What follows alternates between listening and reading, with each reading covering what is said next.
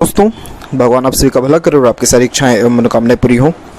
दोस्तों, आज मैं आप सभी को थंब यानी अंगूठे के विषय में सबसे महत्वपूर्ण जानकारी दूंगा, जिसमें आप सभी से यही अनुरोध है कि इस वीडियो को पूरा देखें।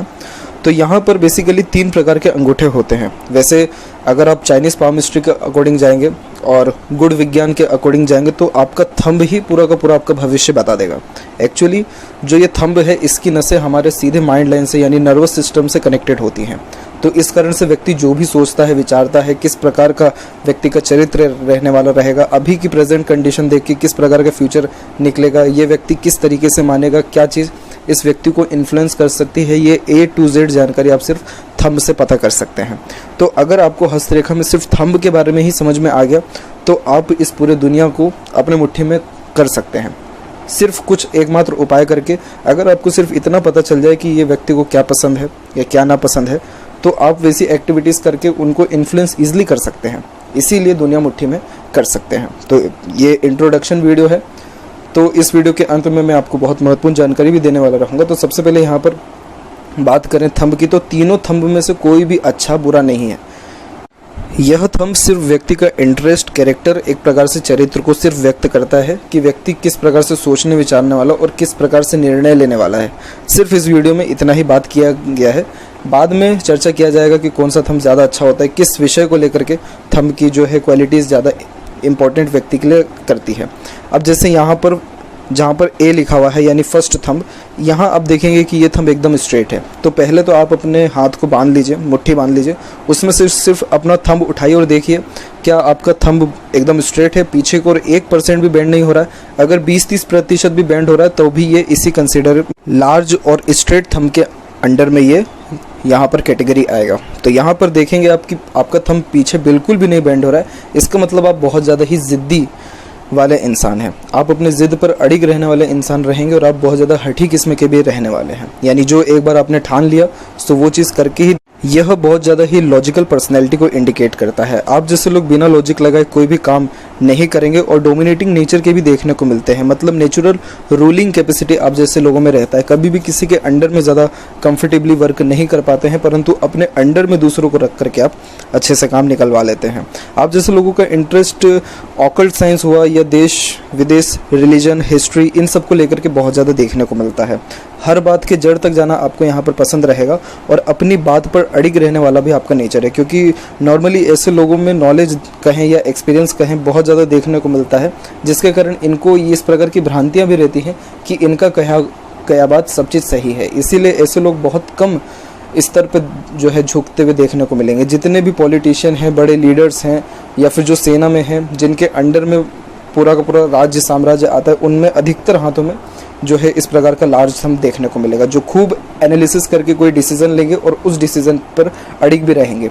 इन लोगों में सबसे बड़ा त्याग ये देखने को मिलता है कि ये लोग अपने प्रोफेशन को लेकर के इतना ज़्यादा सीरियस होते हैं कि अपने फैमिली लाइफ तक को त्याग करने के लिए कभी भी पीछे नहीं हटते। यानी इनके लिए कर्म सबसे पहले आता है, बाद में कोई दूसरी चीज़ यहाँ पर आती है। इन लोगों ने कोई भी वादा कर लिया या कोई भी डील कर ली, कन्फर्मली वो उसी टाइम पीरियड के अंदर में होने के चांसेस रहेंगे, क्योंकि इनका जो डिसीजन मेकिंग स्किल है इतना ज़्यादा इम्प्रूव और इतना ज़्यादा प्रोमिनेंट देखने को मिलता है कि ये लोग बिल्कुल भी अपने डिसीजन या बात से पीछे भी नहीं हटते।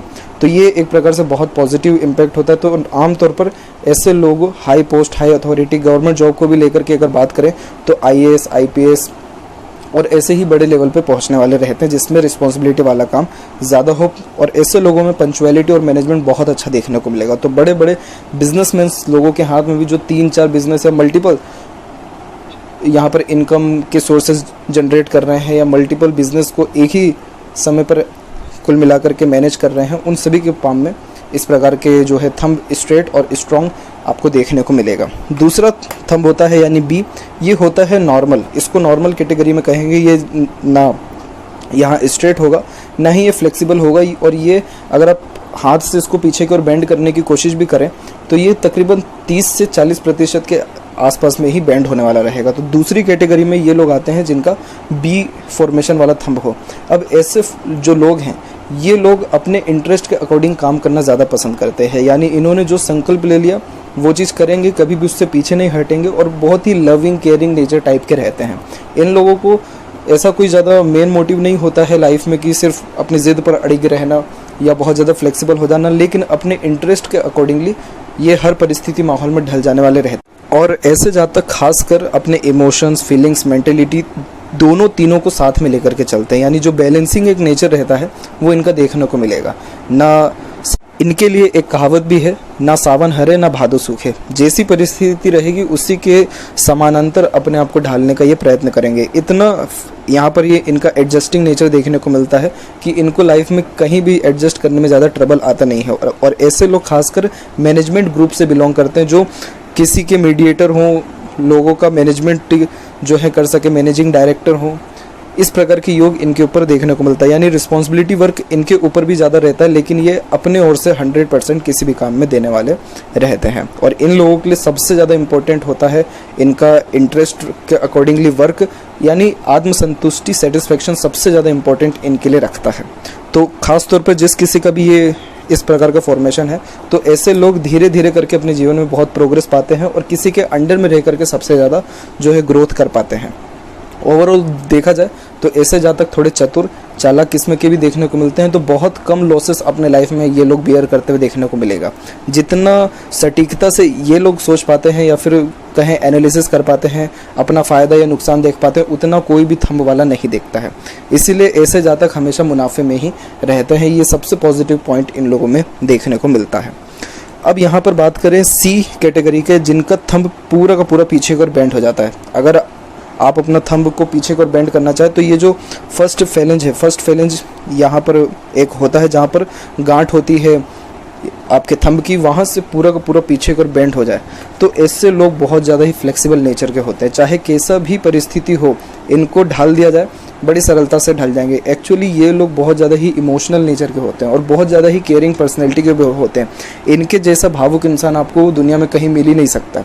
और जितना ज़्यादा ये किसी को प्यार देंगे उतना कोई भी नहीं दे सकता, क्योंकि ये जी ही इसी के लिए रहे हैं। जितने भी आर्टिस्ट लोग देखने को मिलते हैं जो इमोशनली बहुत ज़्यादा किसी से अटैच रहते हैं या बहुत ज़्यादा जो भावुक रहते हैं, दिल के साफ रहते हैं, उन सबके अधिकतर हाथों में इस प्रकार के योग देखने को मिलता है, क्योंकि ये किसी का दुख दर्द इतना ईजिली अंडरस्टैंड कर पाते जितना कोई भी नहीं कर पाता। तो आमतौर पर इन लोगों के साथ इमोशंस, फीलिंग्स को लेकर के थोड़ी दिक्कत भी आज यहाँ पर देखने को मिलता है, क्योंकि ये लोग हर बात को भावुकता के अकॉर्डिंगली और अपने इमोशंस के अकॉर्डिंगली जोड़ते हैं।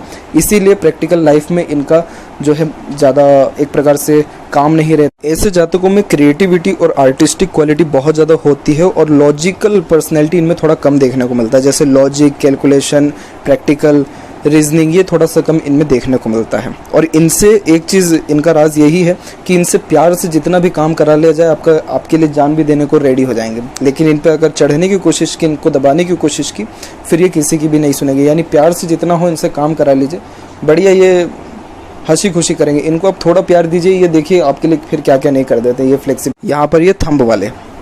अब इसके बाद इनमें जो सबसे खासियत वाली बात देखने को मिलती है, इंटेलिजेंसी। ऐसे लोग बहुत ज़्यादा ही इंटेलिजेंट भी देखने को मिलते हैं और एक प्रकार से अपने तरह से काम करना इन लोगों को बहुत ज़्यादा पसंद होता है। यानी इंडिपेंडेंट वर्क करना बहुत ज़्यादा पसंद होता है।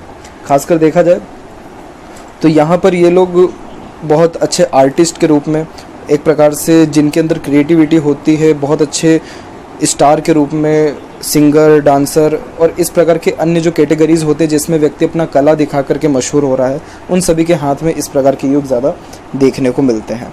तो ओवरऑल ये 3 प्रकार का पाम होता है और इन तीनों पामों की कैटेगरीज अलग है। कोई भी पाम यहाँ अच्छा और बुरे कैटेगरी में नहीं आता, लेकिन सबके अपने अपने खासियत यहाँ पर देखने को मिलते हैं। अब यहाँ पर ये थी बहुत बेसिक जानकारी।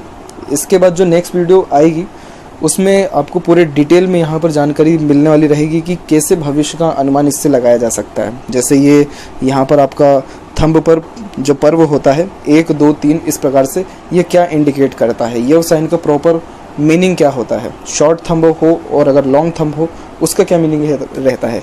लेकिन ये वीडियो तभी आएगा जब कमेंट सेक्शन में 100 से ज़्यादा ऐसे कमेंट देखने को मिले जिसमें सेकेंड पार्ट लिखा हो।